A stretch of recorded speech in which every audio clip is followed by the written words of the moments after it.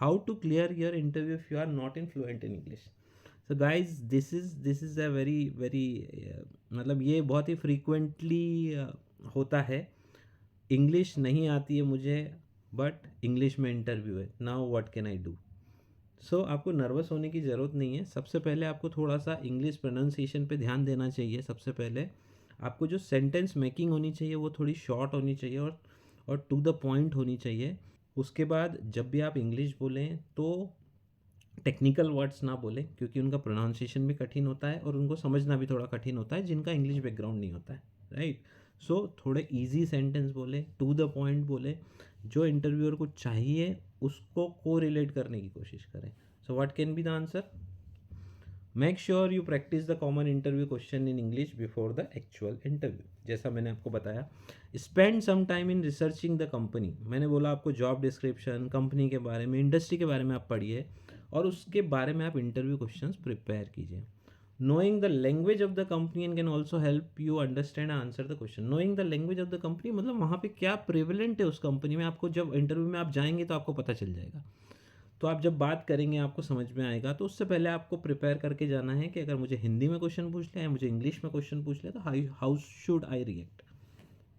Non verbal communication, this is very important. जब भी आपको, अगर आपकी लैंग्वेज की कमांड अच्छी नहीं है, then your body language and facial expression plays a very important role. आपके चेहरे पे हमेशा स्माइल होनी चाहिए, बॉडी लैंग्वेज अच्छी होनी चाहिए, फेशियल एक्सप्रेशन अच्छा होना चाहिए, आपको वेल मेंटेन्ड होके जाना चाहिए, वेल ड्रेस्ड होके जाना चाहिए. गुड आई कॉन्टैक्ट बनाएं. जेस्चर अगर आप कुछ भी करें तो वो पॉजिटिव जेस्चर होने चाहिए. आपको उनकी आंखों में देख के उसमें इंटरेस्ट दिखाना पड़ेगा और जॉब में इंटरेस्ट दिखाना पड़ेगा कि आप इस जॉब के लिए बने हैं. You are made for this job and you deserve this job. So non verbal communication is very important. जैसा मैंने बताया, स्पीक स्लोली एंड क्लियरली. आपको धीरे धीरे बोलना है. इंग्लिश थोड़ा सा लैंग्वेज टफ होती है, लेकिन अगर आप उसको धीरे धीरे बोलेंगे तो अगर जिसको इंग्लिश बोलना नहीं आता है वो भी उसके अंदर सामने वाला उसको प्रॉपरली समझने की कोशिश कर सकता है या समझ सकता है. ओके, मॉडरेट पेस मतलब आप बहुत तेज़ी से मत बोलिए.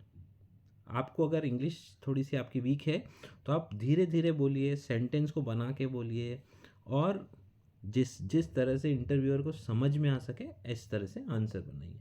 सो अगर आपकी इंग्लिश कम्युनिकेशन स्किल अच्छी नहीं है तो भी डरने की बात नहीं है. आप ये चीज़ अप्लाई कीजिए and I am sure you will succeed.